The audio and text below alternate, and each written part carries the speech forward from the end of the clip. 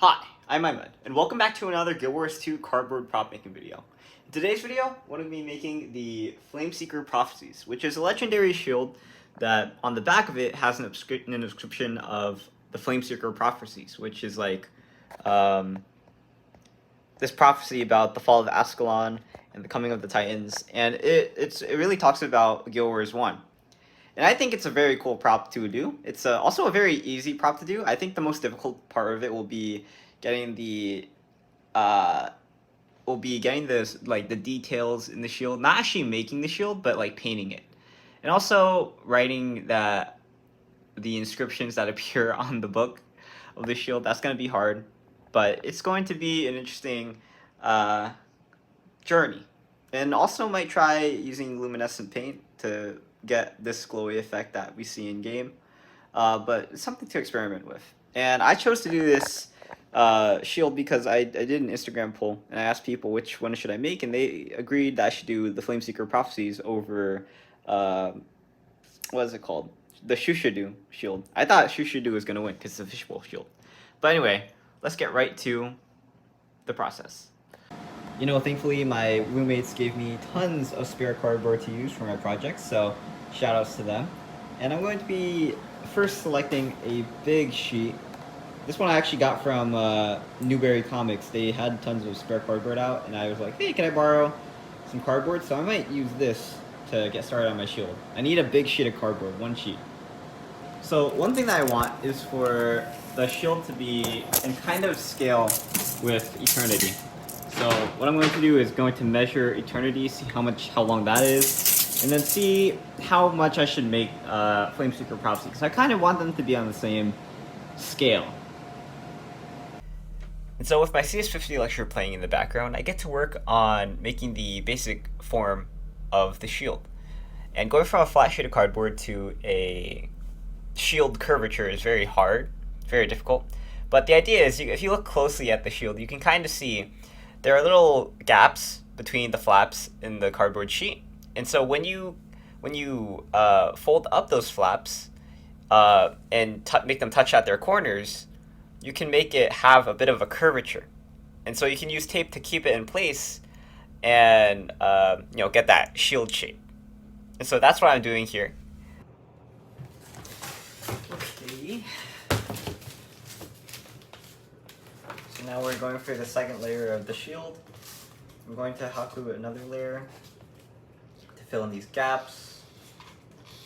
One of the biggest problems with doing a cardboard version of a shield using hot glue is because when you have big surface areas like this, it's very difficult, or you need to be very speedy about applying that hot glue and then applying the cardboard, because otherwise then it will get cold and the hot glue won't work as properly. So if that happens, especially with big sheets like this, you have to make sure that you do each segment of it one at a time, because you probably don't have a way to get hot glue applied to this entire cardboard sheet before you put it onto the shield. So it's very important that when you work with hot glue, you just keep in mind how much time it's going to take for it to dry and to set. And I can add some glue here to integrate these together. And that was not intended. Don't do that, by the way, guys. Don't just clean hot glue by swiping it up. Leidenfrost frost effect. So now what I'm doing is I'm adding on more sheets of cardboard to make the shield thicker. This helps to reinforce the curve, and it also, make sure that the shield is strong. I did it both on the front side to have a bit of a smooth surface when I paint later, and also on the back side. And on the back side, I could take the liberty of not making it as nice because no one's going to see the back side of the shield. If you look closely, you can see that for each layer of cardboard, I tried to make sure that the corrugations were facing different directions to make it a bit more stronger. Then I worked on the trim of the shield. And so for this, I cut out some strips of cardboard, and then I glued them to the edges of the shield. And for the long edges, this was very easy. But when you get to a corner or a very steep curve, as you can see, I had to cut it into smaller, tinier sections and then glue them separately. And I realized that this was a problem for how it would look later, so I decided to layer onto that as well. Okay, so now you can see that I've completed part of the rim of the shield. And making these curves especially was hard. Eventually I resorted to the flap method, to the fold over method, instead of using the pieces. And right now what I'm going to do is I'm going to cover all of these diagonals with a flat sheet of cardboard so that when you paint it, it looks nice. It might feel tedious to cut out strips of cardboard and then apply them to the shield repeatedly, but personally, I find it pretty nice to just do something that doesn't demand a lot of mental effort and just get in the zone. Alright, so now what I've done is I've taken strips of cardboard and I've put them on top of the sort of pyramid stack that the previous sheets of cardboard that I put down before formed. And now it looks like a pretty nice border for the shield. And so now I'm thinking, okay, this might not be continuous everywhere. Should I use tape to cover this border, or would that make it look tacky? This, especially here, is where it might be a problem, this gap. So I might paint this right now, and later if it looks ugly, I will put tape over it to make that continuous sort of seam. And so now that the basic form of the shield was finished, the next step was to make a book that goes on top of the shield. And for this step, you can't just make a regular book shape and put it on top of the shield. The reference image has the book look a bit more stylized and has it kind of pull out in certain corners and kind of go in on others. And so, keeping in mind those proportions, I cut out the cardboard to give it kind of that little, that bit of slantedness, as you can see with this process. Okay, so now I've made the book. You can see that it takes a lot of curves that don't work out perfectly. I had to make another strip to fill in the gap here. But essentially the curve of the cardboard comes out pretty well. Just have to do a bit of trial and error, but eventually you get a pretty nice book shape that look kind of pillowy and not flat and rectangular like cardboard does. So I think this is pretty successful.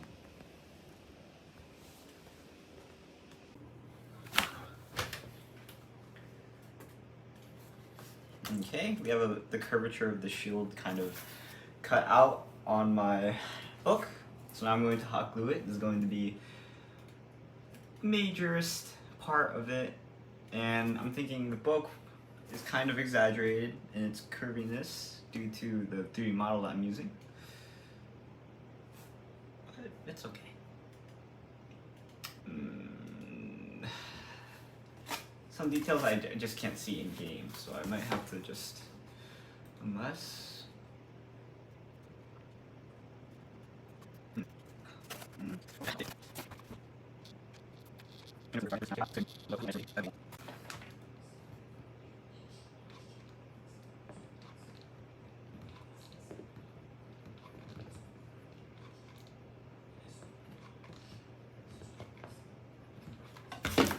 Okay, so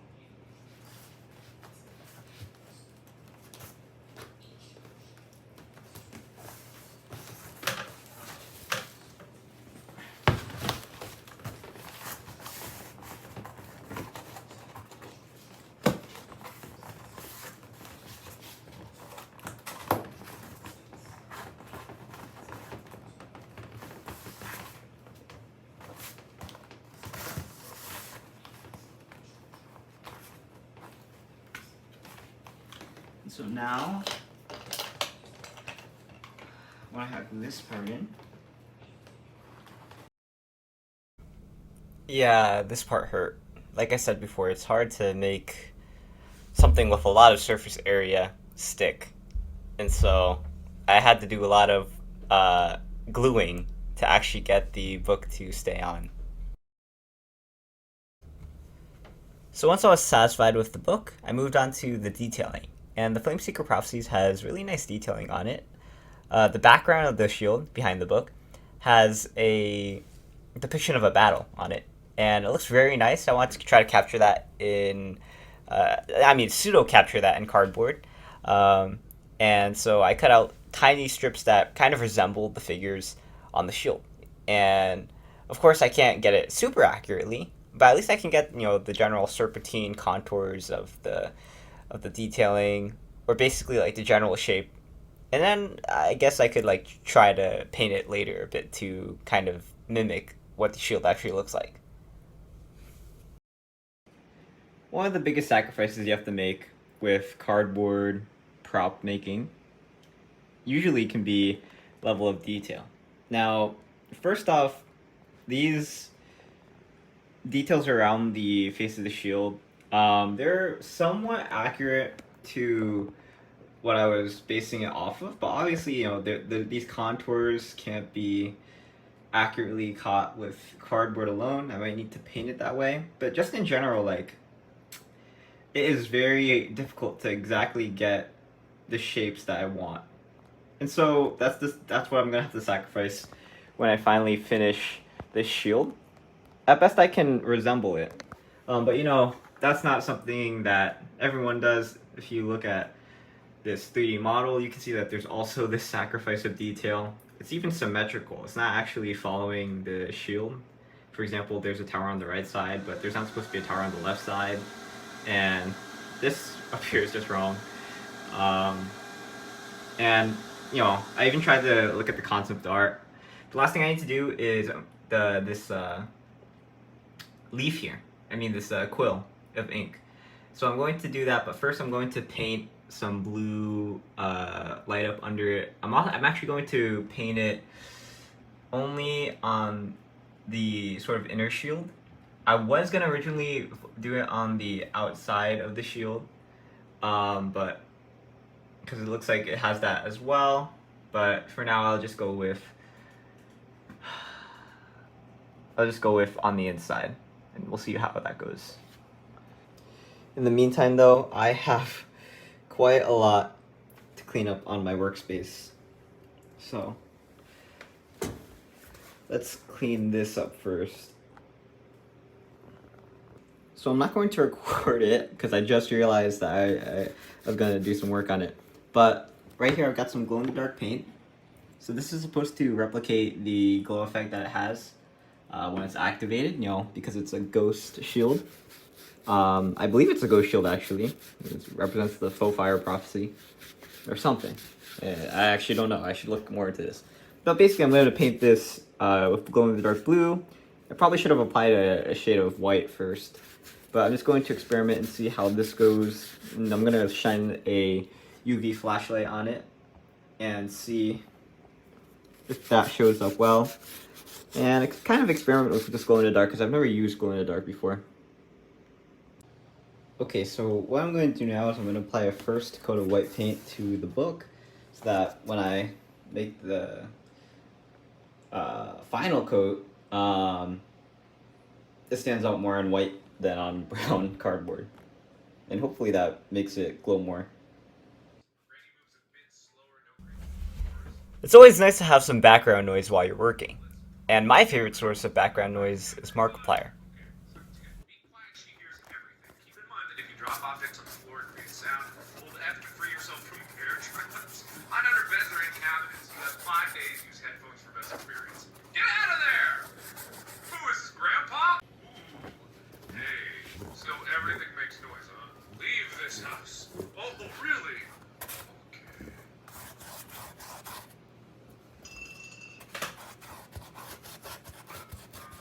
Too many things.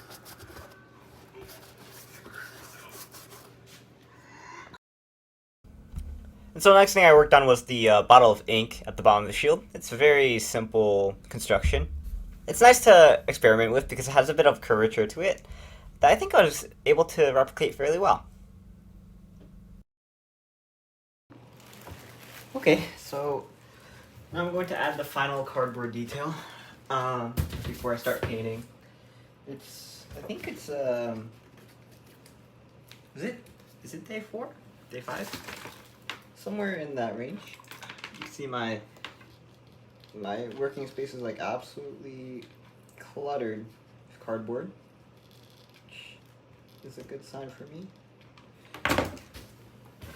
And I'm almost done. Now I just need to put on this leaf, this quill, in a way that works out properly.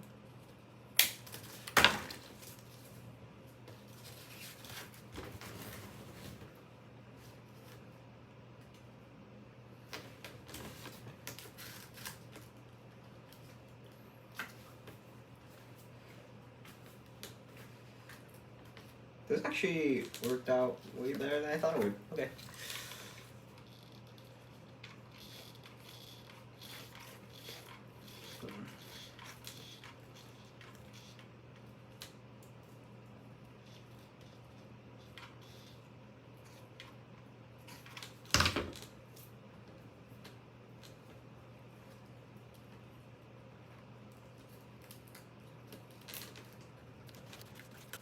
I really should not have painted it before I attached this leaf, but I could not wait to attach the rest of this thing. That's okay. Now I got the rest of the thing here. This is going to go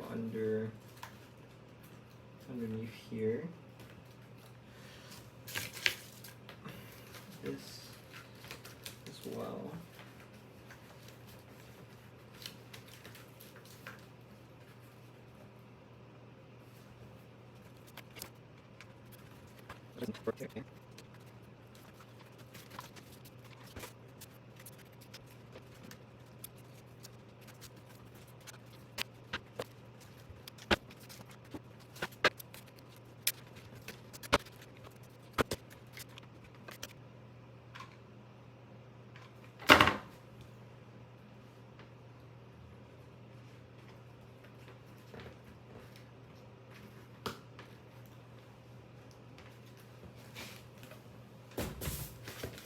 Okay, so that's now all the cardboard work that is done.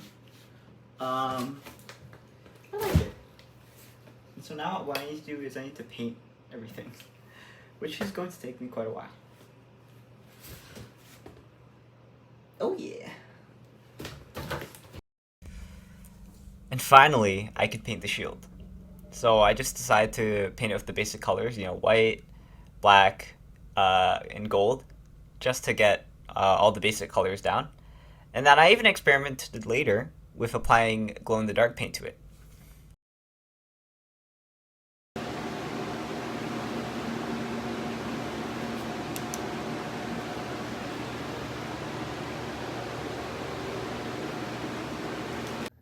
Alright, so here we are in the basement of Holworthy Hall, which is one of the freshman dorms. They have an art room in the basement. And so I've set up my Flameseeker Prophecies here on these 2 easels. And I'm going to be working on it here. I'm going to be painting the secondary detailing onto the shield. I didn't record it, but I've added this the handles on the back of the shield, and they should hold on pretty well. You can't just add loops, you need to add sheets to reinforce the loops so that they don't fall off. You need to increase the amount of surface area that the loops have. I mean, if you do it the way that I did, most people will not do it with such a weak way. But if you ever just make cardboard loops like that, then you know how to reinforce it. But I have tons of paint here at my disposal.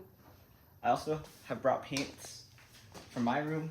I need particularly the glow-in-the-dark blue paint to finish painting this book, and then we should be good. Now I need to add, kind of like shades to these parts of the shield, but you guys will see what I mean when I actually do it. but I have to figure out right now a way to make it so that it glows blue, but it appears yellow normally. So the way I'm thinking right now is I'm just going to have a cover on top of this, the book, that's yellow. And then I'll just take it off whenever I want it to glow blue, which unfortunately that's the solution I might have to go with, because it's very hard to make magic happen in real life, right? But that's the challenge of it, and that's what's so cool about it. So painting in the Holworthy Arts and Crafts room began. Unfortunately, the paints that they had in the art room were old, and thus unusable for me. Thankfully though, I brought some of my own paints, so I was still able to paint the shield. On the bright side, however, the room still provided the vibes for me to paint my shield. You know, this art studio vibe. And I also was wearing an apron while doing it, even though I don't really care about getting my clothes dirty. It still gave me the vibes of an artist. Yeah, so this is the worst thing that can happen. Usually I try to write in pencil before I start painting, but I figured I might as well try writing with the paint. I should have used a Sharpie at least if I didn't trace it beforehand. But you know, this is a big failure. I have to wait for the paint to dry before I paint back over it, but this is just something you want to avoid whenever you do something like this where it's hard to turn back. F. Okay. Let's just undo. After dinner, I came back to the art room to continue my play. The next thing on the agenda was to make a veneer for the shield. And this was to make the book look gold while, you know, because normally the shield is supposed to look gold, and then when you activate it, it turns blue. And so my idea, my way of executing that was to have a veneer on the shield that you just take off when you want to quote-unquote activate it, which is, you know, a good cheap way of doing it, and the way that I decided to go with for my shield. Alright, so the way I'm solving the problem of having it be yellow but also glow blue is I'm literally just going to make a yellow cover and then take it off when I want it to glow blue. And this also has to account not just for the book but also the rest of the shield which glows blue, which is this lower part and a part on top of the book. And I'm going to cover those up as well with yellow and then sort of repaint them. As you can see, the veneer for the shield was really coming together. And once you got that gold paint on it, whew, it looked amazing. Oh my god, this looks so beautiful on camera. So this is the replacement backing for the shield. Now what's going to need to happen is I'm going to need to write the prophecy on it. I'm going to do that in regular English characters. It's so much work to do New Crichton, and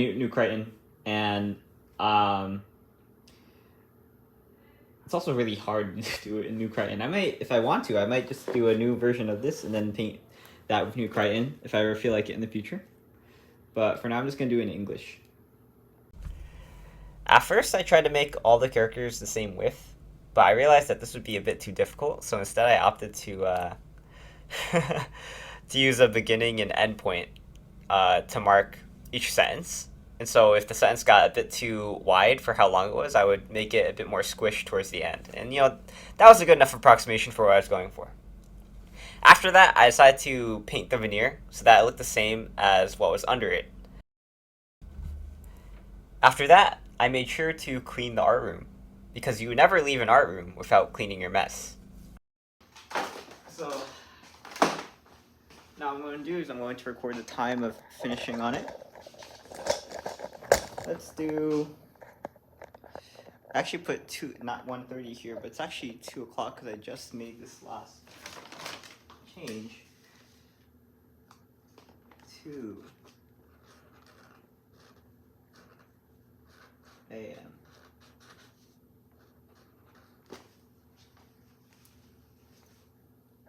Okay. All right, let's go.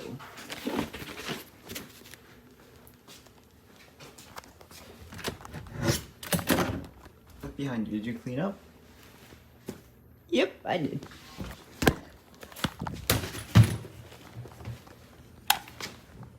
Bye-bye. Okay. Alright. Let's go back home.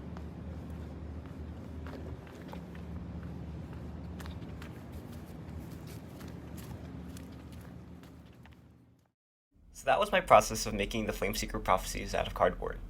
It was incredibly fun, and I got to experiment with making a shield and doing more work on using curvature and detailing, and I had a pretty great time.